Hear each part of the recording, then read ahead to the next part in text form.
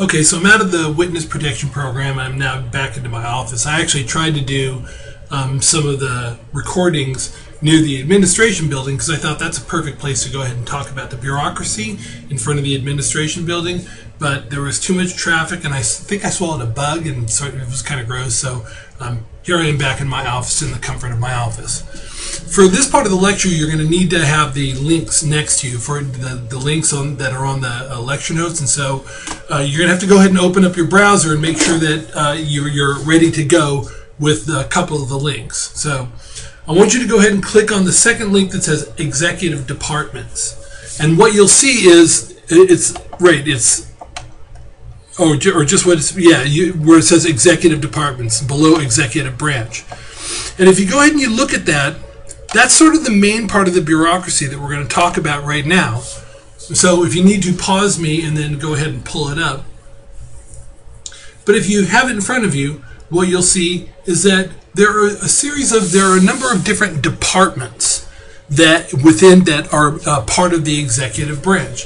So on the far left, there's the Department of Agriculture, there's the Department of the Interior, Department of Commerce, Justice, Defense, Labor, Education, State, Energy, and all the rest of them. I don't need to read them off. You can read them off at your leisure.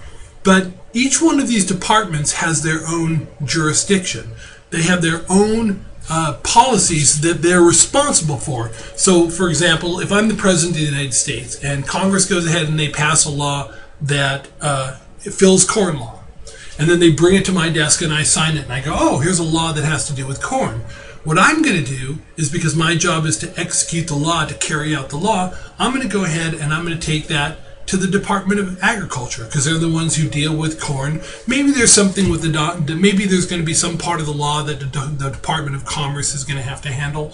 But for the most part, it's going to go to the Department of Agriculture, and then those people are going to carry out the law. That's people in the Department of Agriculture, because that's their jurisdiction. Now, let's talk about the Department of Labor. If you look down at the link below, you'll see the Department of Labor. Click on that link. And what that does is it shows you a breakdown of a bunch of different agencies and bureaus that are within the Department of Labor. So if you click on it, you'll see this sort of what do they call these, flow charts or whatever. And you can see at the middle, there's the Office of the Secretary of Labor. That's the Secretary of Labor. And then below that person, the Deputy Secretary, they're the second in command. And then if you look down below those cells, there's 18 different cells. Those are all different bureaus or agencies that are within the Department of Labor. As a matter of fact, if you look on the bottom row, second one over from the left, there's the Occupational Safety and Health Administration, OSHA, which I've been talking about periodically. If you go two to the right from there, you'll see the Bureau of Labor Statistics. At the end of every month, the Bureau of Labor Statistics is the one that announces how many jobs have been added or lost to the economy. All these are part of the Department of Labor. And each of these bureaus has their own specialized area. Now I want you to think about it for a second. You've got the Department of Labor that's got its jurisdiction, the big jurisdiction that it's responsible for, and then you have individual bureaus that sort of are specialized in certain areas. Does that remind you of anything? Can you think of anything else that we talked about that has that same setup of one body that has a large jurisdiction, and then individual smaller components that have more specialized jurisdiction? Well, hopefully what you said is that it's similar to the committees and subcommittees in Congress, because that's the same setup. So, getting back to the lecture notes, each of the departments is headed by a secretary, like the Secretary of Labor. Now that's true for so there's a Secretary of Labor, a Secretary of State, Secretary of Commerce. Each of the departments is headed by somebody called the Secretary. This is true for everyone except the Department of Justice. The Department of Justice is headed by somebody called the Attorney General. The Attorney General. When at public engagements, when they talk about him, they'll either refer to him as Attorney General or sometimes just General. So there is no Secretary of Justice, although I think that's a totally cool name, you know, Secretary of Justice. I think it sounds like a wrestler, actually. When the president comes into power, he gets to pick who he wants to go ahead and be the secretaries or the heads of the executive departments. So the president nominates the heads of the departments, and then the Senate approves. By what margin do they have to approve by? A simple majority. Simple majority.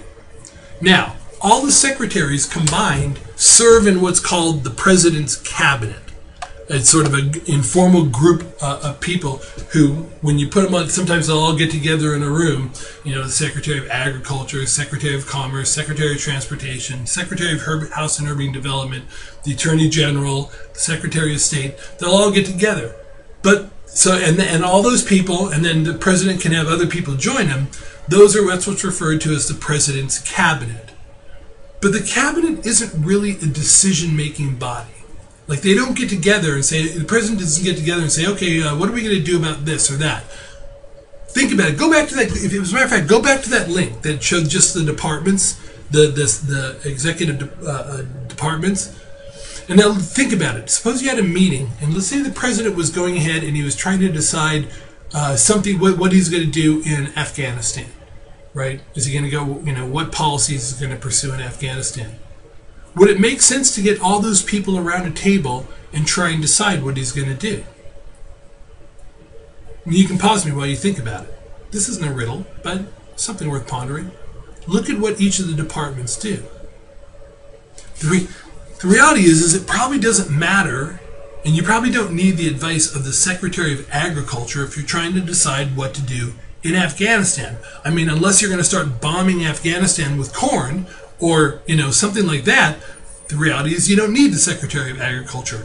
He has or she has expertise in different areas. So the cabinet isn't really the people you get together because they all do something different. They're all specialists in something else or different things. And so if you're trying to decide what's going to happen with Afghanistan, you may get the Secretary of Defense because he's the head of the armed forces, or she.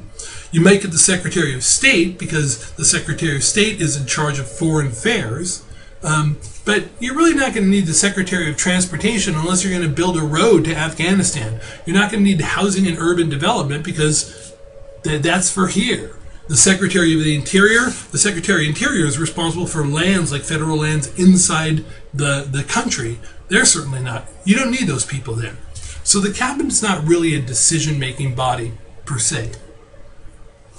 Now there's a link there.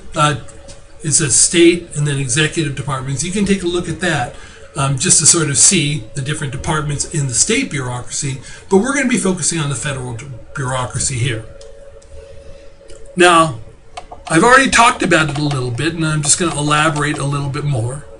If the top category that we've been talking about is executive departments, within those departments are bureaus and agencies. Those are the smaller units within the bureaus and agencies, like I talked about before, like the slide that we looked at before, the URL that you looked at before of the Department of Labor.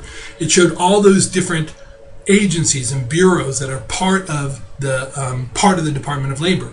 Same thing with the Department of Justice. If you click on that link, it'll bring you to the various bureaus and agencies within the Department of Justice. One of those bureaus or agencies is the FBI. So you have the Department of Justice, and then within it you have it's called the ATF, the Alcohol, Tobacco, and Firearms and Explosives. They're in there. The Office of the Pardon, the people who are the attorneys who are responsible for making sure that when a president pardons somebody, it's a good idea that they pardon them. And then also the FBI is part of the bureaus and agencies within the Department of Justice. Same thing as I showed you before. OSHA is part of the Department of Labor, one of the bureaus and agencies inside there. And the state bureaucracy has exactly the same setup. So the biggest category sort of in the bureaucracy are executive departments. And then within them, then you have the bureaus and agencies that sort of divide up the jurisdiction of the executive departments. Next, in the next video, we're going to talk about government corporations and independent regulatory commissions, two other parts of the bureaucracy, and that'll be in Bureaucracy 03.